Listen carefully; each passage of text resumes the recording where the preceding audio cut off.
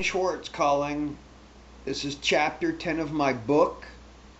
Number one, I apologize for being late with this last edition, but I've been sick and nobody wants to hear about sickness.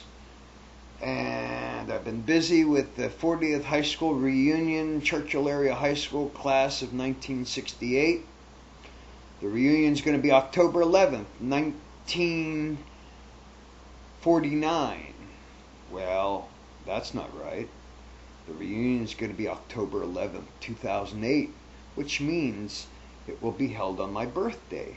Now, I didn't vote that way. Being part of the reunion committee, I wanted the reunion in late August. And of course, I was voted down like I've been my whole life. And they said, no, October. Now, when I mean voted down my whole life, when I was working as a registered nurse, we were doing 8 hours, normal shifts that were bad enough. And all these girls decided to vote, they wanted 12-hour shifts. That's 3 days on, 3 12s in a row, and then you're off for 4 days. I voted against it. I was voted down.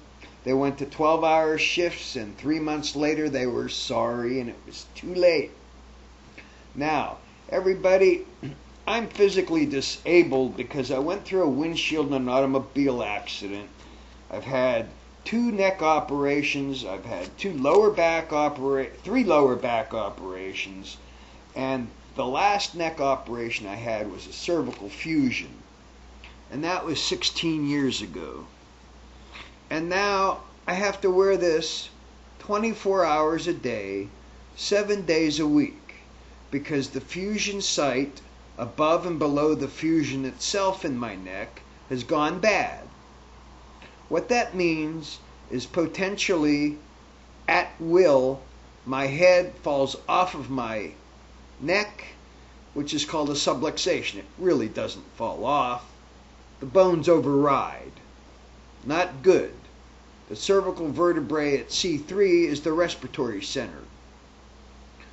So this is where my physical disability lies, between my neck and my thoracic spine, not between my ears like some people may want to think. I have an attitude this morning because I'm in severe pain. And now that you see what I look like, gimped out and disabled, I'm going to take this off so we can continue on with chapter 10 and my life story. Oh, God, people.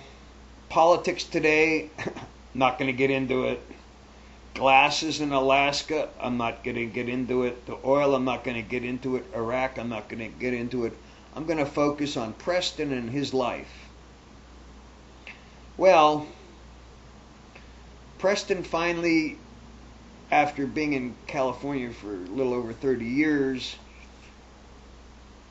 made the moral and human obligation to come back and take care of my mother and father and my aunt and my uncle. Now, my brother could have done it, but in his line of work, he needed to be in Los Angeles, number one. And number two, at that particular point, he had a boy he was raising, a teenager in Hollywood he was raising. So it was Barry and David by themselves. And I was the one that was already physically disabled and on disability and being a registered nurse. Barry and I talked, and I said, look, man, I'm coming back to take care of Mom and Dad and Aunt, so and Uncle Joe. And I did that. And I came back in 1997. And I want you to know that my wonderful family in Pittsburgh never even offered to take me in until I found a place of my own. No way. Not one person in the city of Pittsburgh, my own flesh and blood, offered to put me up. Except my cousin up in Harrisville, may she rest in peace, Natalie. So when I moved back from California, I lived in Grove City. Actually, I lived with Natalie for a month. 30 days it took me to find a place to live. And I moved from Harrisville, which is north of Pittsburgh, to Grove City, which is 5 miles west of Harrisville, which is still an hour north of Pittsburgh.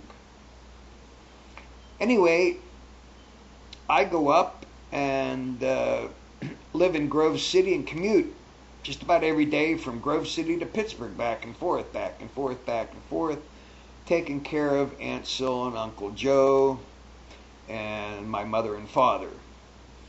And then came a period of time in 1998 when I realized my mother was no longer able to drive.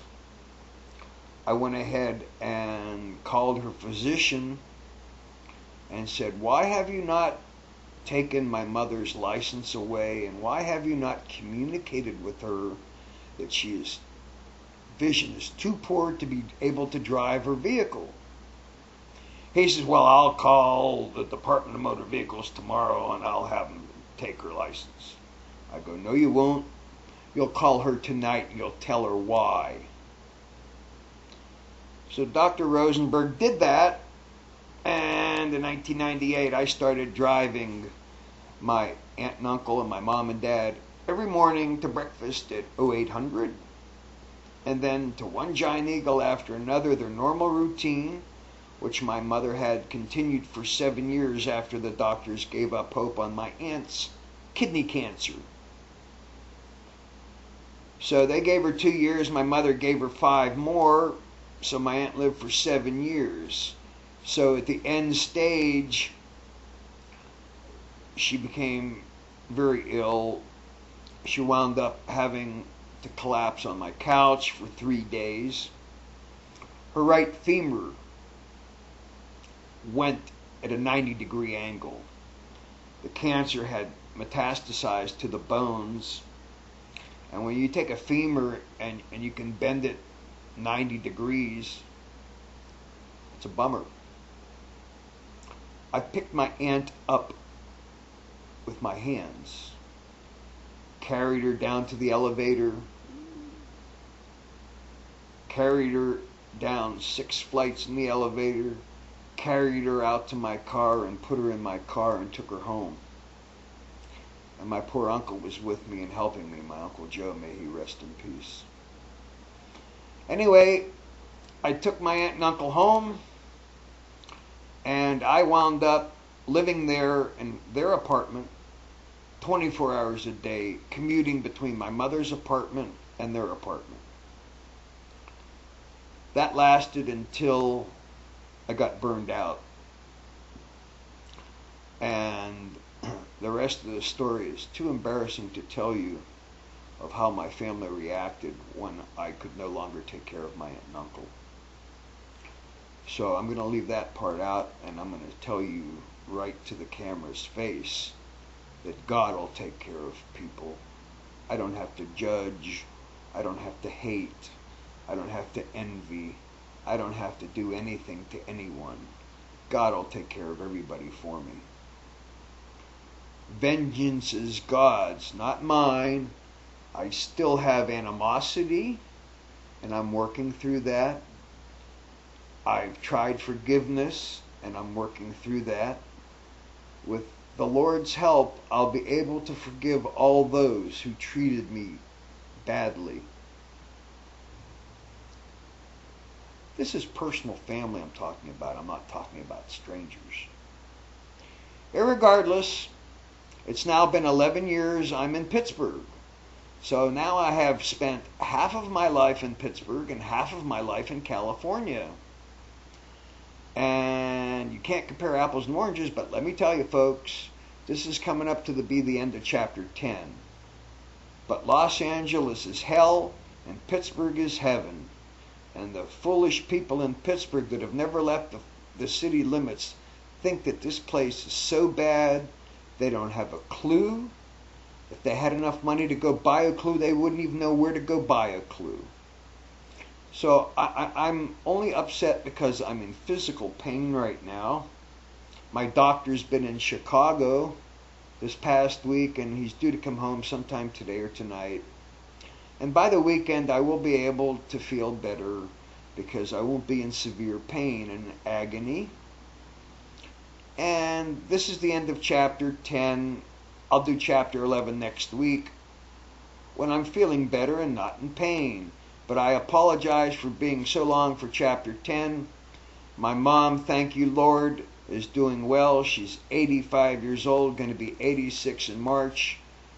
And all I ask of God is enough time to take care of her, and may she live another 100 years. End of chapter 10. Thanks for listening, kids. The reunion's coming up next month. It'll be 40 years out of high school.